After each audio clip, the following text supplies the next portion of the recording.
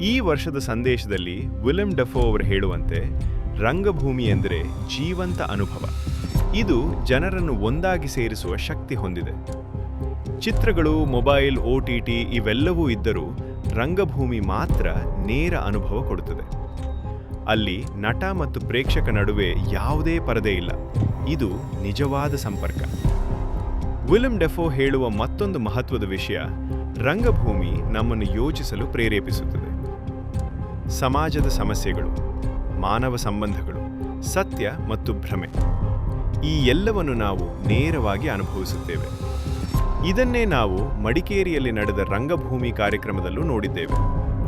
ಜಾಗತಿಕ ಸಂದೇಶ ಮತ್ತು ಸ್ಥಳೀಯ ಅನುಭವ ಎರಡೂ ಒಂದೇ ದಿಕ್ಕಿನಲ್ಲಿ ಸಾಗುತ್ತಿವೆ. ಇಂದಿನ ಡಿಜಿಟಲ್ ಯುಗದಲ್ಲಿ ರಂಗಭೂಮಿ ಇನ್ನಷ್ಟು ಅಗತ್ಯ. ಯಾಕೆಂದರೆ ಇದು ನಮಗೆ ಮಾನವೀಯತೆ, ಭಾವನೆ ಮತ್ತು ಸತ್ಯವನ್ನು ನೆನಪಿಸುತ್ತದೆ. ವಿಶ್ವ ರಂಗಭೂಮಿ ದಿನದ ಸಂದೇಶ ನಮಗೆ ಒಂದು ಪ್ರಶ್ನೆ ಕೇಳುತ್ತದೆ: ನಾವು ಇನ್ನೂ ರಂಗಭೂಮಿಯನ್ನು ಬದುಕಿಸುತ್ತಿದ್ದೇವಾ? ನಿಮ್ಮ ಅಭಿಪ್ರಾಯ ಕಮೆಂಟ್ನಲ್ಲಿ ತಿಳಿಸಿ.